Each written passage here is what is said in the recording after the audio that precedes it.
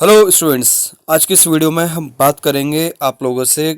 कल आप लोगों का एलएलबी का एक पेपर हुआ था और एलएलबी के उस पेपर में आप लोगों से आउट ऑफ सिलेबस क्वेश्चन किए गए थे। क्वेश्चन पेपर का नाम था आपका आईपीआर यानी intellectual property right, law and IPR litigation. तो उसका जो रियल सिलेबस है वो आप लोगों की स्क्रीन पर ये है, लेकिन जो आप लोगों से सवाल किए गए वो आप लोगों से किए गए कल।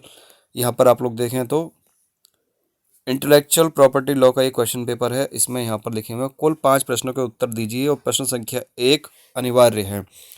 तो इस पर आज हम डिटेल से बात करेंगे कि क्या आप लोगों को इसका नंबर मिलेगा, नहीं मिलेगा, या सभी पास हो जाएंगे या फिर बैक लगेगी, क्या होगा रिजल्ट आप लोगों का, इसके बारे में आप लोगों को क्लियर इन्फॉर्मेशन दे देंगे। पहले आप लोग इस क्वेश्चन पेपर को देख लीजिए।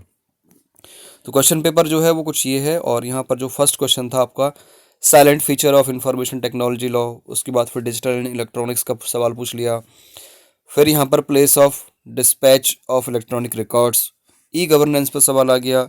फिर यहाँ पर इंटेलेक्चुअल प्रॉपर्टी लॉ का एक क्वेश्चन आया, ठीक है। उसके बाद यहाँ पर आपका फिर वापस से इंटेलेक्चुअल प्रॉपर्टी राइट का एक क्वेश्चन आ गया, लेकिन यहाँ पर इंफॉर्मेशन टेक्नोलॉजी को मिक्स कर दिया। डायरेक्ट जो क्वेश्चन आया है वो आपका 8वां क्वेश्चन है, ownership of copyright and the right of the owner of copyright. तो 5वां क्वेश्चन और 8वां क्वेश्चन आपका आईपीआर का आया। उसके बाद फिर 9वां जो क्वेश्चन है वो भी आपका आईपीआर से आया, यानी कि रियल सिलेबस से आया, जिसका ये सब्जेक्ट का क्वेश्चन पेपर था। अब बात करते हैं आप लोगों की कि बाकी का क्या होगा, कि बाकी जो 7 क्वेश्चन आए हैं वो तो आउट ऑफ सिलेबस हैं। तो आउट ऑफ सिलेबस के लिए कल ही यूनिवर्सिटी को आप लोगों की प्रॉब्लम जो है वो नोट करा दी गई थी, और जो प्रॉब्लम नोट कराई है वो कुछ ये है, आज के न्यूज़पेपर में आ भी चुकी है।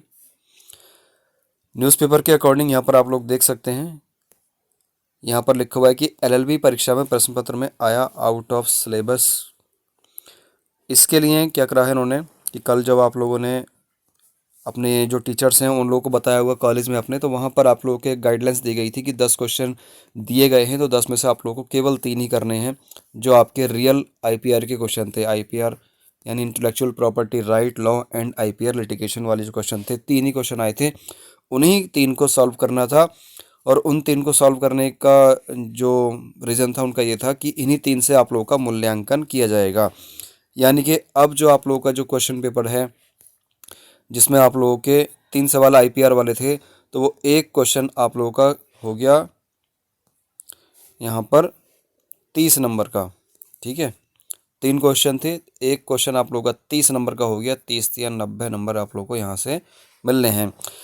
ये जो क्वेश्चन पेपर है ये एलएलबी 5th सेमेस्टर और एलएलबी 9th सेमेस्टर का है, तो वहाँ पर अभी 90-10 का ही चल रहा है, यानी कि 90 नंबर का आपका पेपर होगा और 10 नंबर आप लोगों को प्रैक्टिकल असाइनमेंट से मिलने हैं। तो कुल मिला के आपको 100 नंबर का पेपर यहाँ पर हो जाता है। अच्छा, बैक भी जो कैलकुलेट होगी वो भी इसी हिसाब से कैलकुलेट होगी आपकी, ठीक है।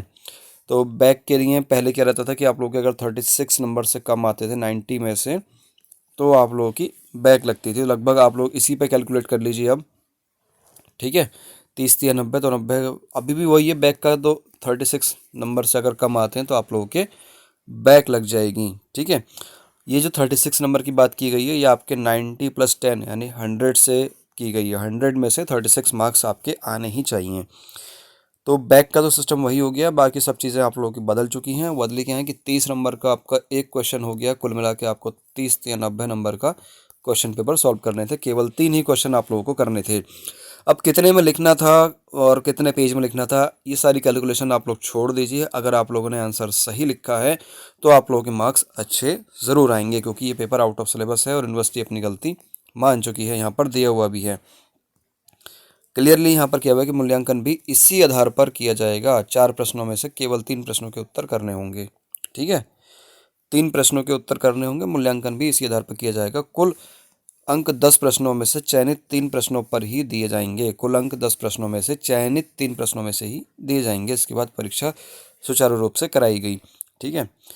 तो टेंशन लेने वाली कोई बात नहीं है। आप लोगों ने अगर 3 में से 2 की हैं तब भी आप लोग पास हो जाएंगे, आपने 3 की हैं तब भी आप लोग पास हो जाएंगे। बस आपने लिखा होना चाहिए, आपने कॉपी खाली ना छोड़ी हो। ऐसी और इन्फॉर्मेशन के लिए हमारे साथ जुड़े रहें। चलिए फिर मिलते हैं नेक्स्ट इस इन्फॉर्मेटिव वीडियो में।